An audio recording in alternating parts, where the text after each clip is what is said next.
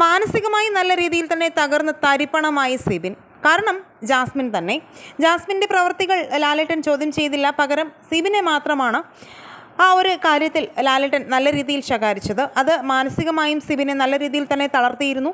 എപ്പിസോഡിലും ലൈവിലുമൊക്കെ സിബിൻ ആക്റ്റീവൊന്നുമല്ല. തനിക്ക് പുറത്തു പോകണമെന്നുള്ള ചിന്തയിൽ തന്നെയാണ് സിബിൻ ഇപ്പോഴും ഇരിക്കുന്നത്. കൺഫെഷൻ റൂമിലെത്തി പൊട്ടിക്കരയുന്ന സിബിൻ്റെ പ്രൊമോ വീഡിയോ കഴിഞ്ഞ ദിവസം പുറത്തുവിട്ടിരുന്നു. തനിക്കിനിവിടെ നിൽക്കാൻ താല്പര്യമില്ല എന്നും പേടിയാണെന്നുമാണ് സിബിൻ ശ്രീരേഖയോട് പറയുന്നത്.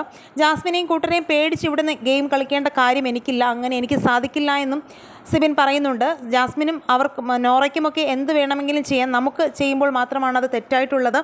അതുകൊണ്ട് എനിക്കിനി ഇവിടെ നിൽക്കാൻ സാധിക്കുന്നില്ല എന്നൊക്കെയാണ് സിബിൻ ലൈവിൽ പറയുന്നത്. സീസൺ 6 വൈൽഡ് കാർഡുകൾ അകത്ത് കയറി 2 ആഴ്ച പിന്നിടുമ്പോൾ ഏറ്റവും കൂടുതൽ ചർച്ച ചെയ്യപ്പെടുന്ന വൈൽഡ് കാർഡുകളിൽ ഒരാൾ DJ സിബിനാണ്.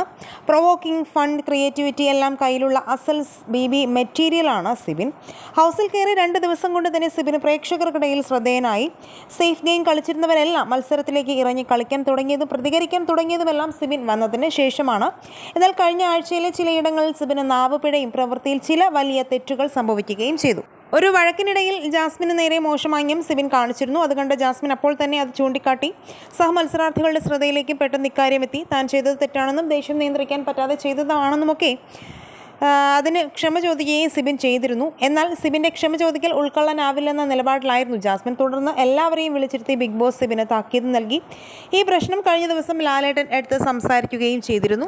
ഇത്രയൊക്കെ ആയപ്പോൾ തന്നെ സിബിൻ നല്ല രീതിയിൽ മാനസികമായി ബുദ്ധിമുട്ടിയിരുന്നു. എന്തായാലും ഇപ്പോൾ ഇതാ സിബിൻ പുറത്തേക്ക് പോകുന്നു, സ്വയം ക്വിറ്റ് ചെയ്ത് പുറത്തേക്ക് പോകുന്നു എന്നുള്ള റിപ്പോർട്ടുകളാണ് ബിഗ് ബോസ് ഗ്രൂപ്പുകളിൽ നിന്നും വരുന്നത്. ഇതിൽ എത്രത്തോളം ശരിയുണ്ടെന്നറിയില്ല, നമുക്ക് എന്തായാലും കാത്തിരിക്കാം.